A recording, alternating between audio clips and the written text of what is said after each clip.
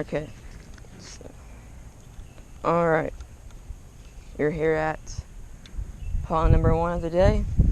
I'm throwing a bass jig. Kind of like a finesse. And because it's still the midday. So finesse jigs will work fine in the summer. And another day. There's an underground log right here. So I'm pitching it near it. Kind of just let it go around the bottom. And yeah. Well, I think I see a bass right there.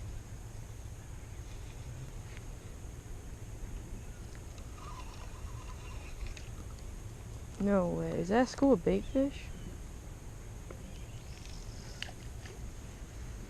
Ooh, I might have to get out crankbait.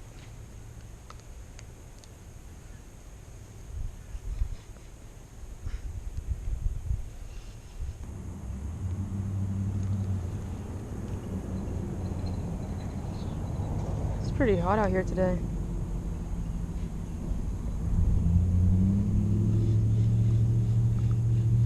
Blue skies, sunny. Ooh, it's hot.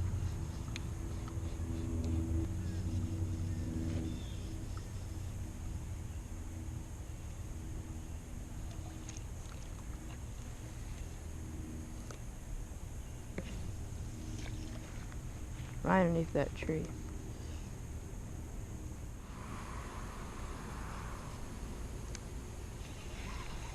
Yeah, I don't really think a jig is doing what I want it to right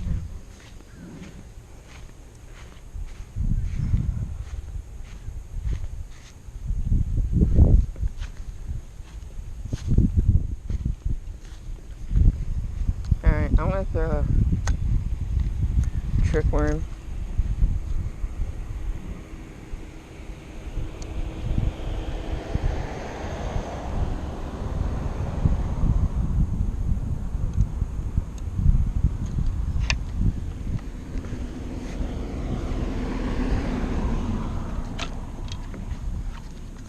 I'm throwing the watermelon chartreuse trick worm.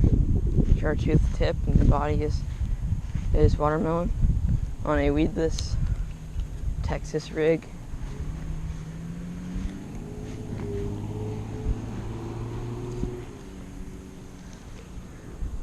What a cast.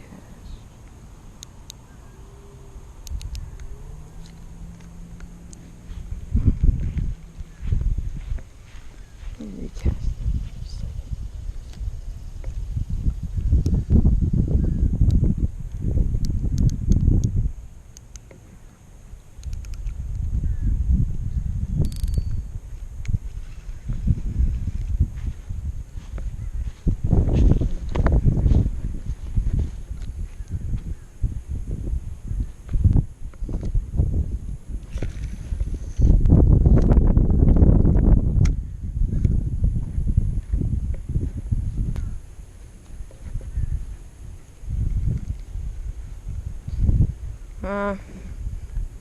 I'm just letting the way I'm using it, I'm just throwing it out there, let it sink to the bottom, and twitching it a little bit, and pausing for like 15 seconds, and then twitching it again, and reeling it, and repeat that process.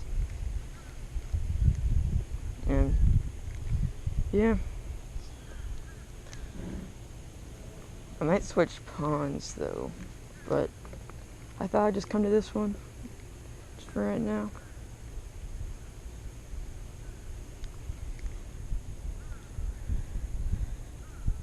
Baby bass right there.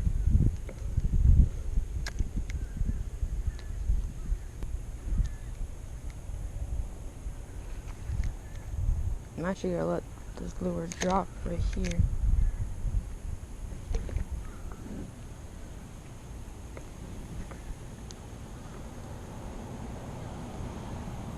Because something could be hiding in that weed patch right there. Because there's a lot of like minnows and bait fish hiding in it. And that's a perfect spot for bass. Oh yeah, there is actually one something looking at it.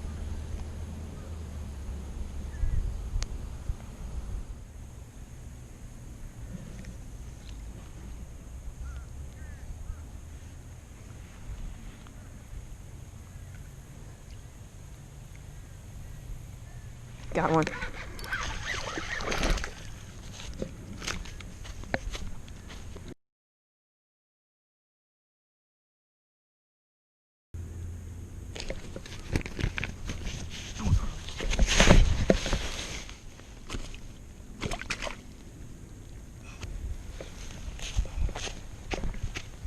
Okay, that was cool.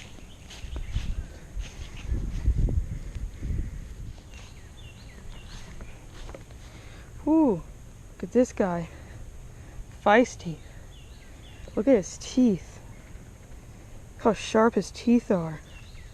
Got some monster gripper teeth. Oh my gosh. Take a picture with him. Okay, release of this guy.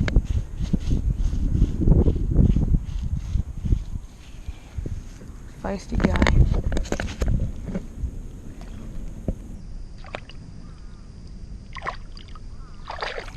Swam off. Ooh, that guy was feisty. I literally dove for him. I slid down the little...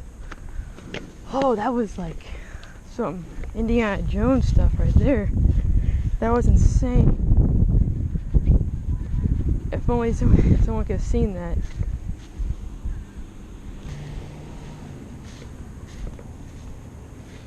Oh my gosh, that was insane. Like, that was literally like an Indiana Jones film. I slid down the mountain and grabbed him. Not mountain, but I slid down that thing. Like it was some video game.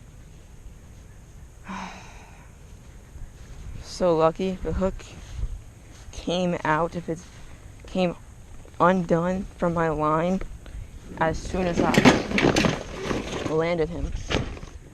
And it was being so sporadic, and his teeth were really sharp. Like I could tell that he eats a lot of bait fish for how sharp his teeth were. Because if they have, usually when bass have sharp teeth, it's because they've been feeding on bait fish, and they need those sharp grippers to bite down the fish and not let it swim away.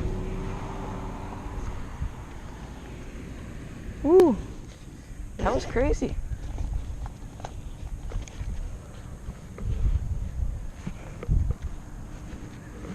Okay, so I've decided I'm going to change my jig out for a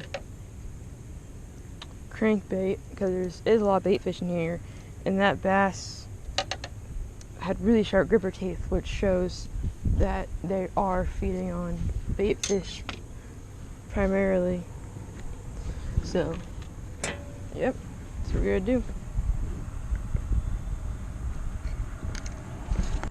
Alright, I switched to a square bill crankbait, so it's time to see if my observation was right. Well, I know they are feeding on, I know for a fact they're feeding on bait fish. I'm just trying to see if this lure idea was a good idea.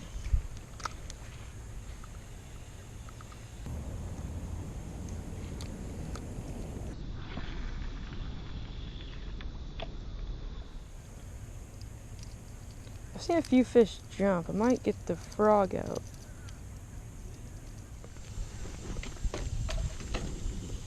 If it doesn't work, then let's go back to the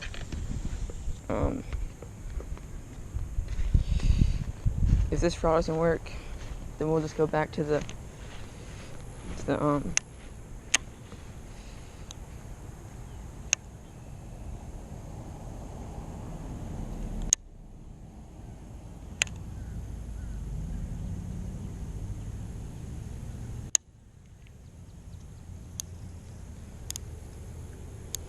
yeah, if this frog doesn't work, we'll just go back to the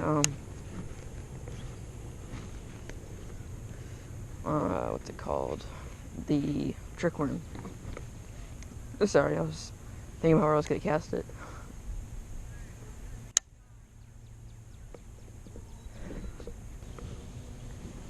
I saw this thing and it said, ooh, so I jumped right here.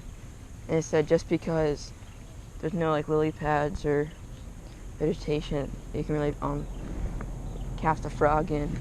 You can still cast the frog out like in 20 feet of water and in like the middle of the day in summer, and it'll work fine. So I want to see if it works. I see fish jumping.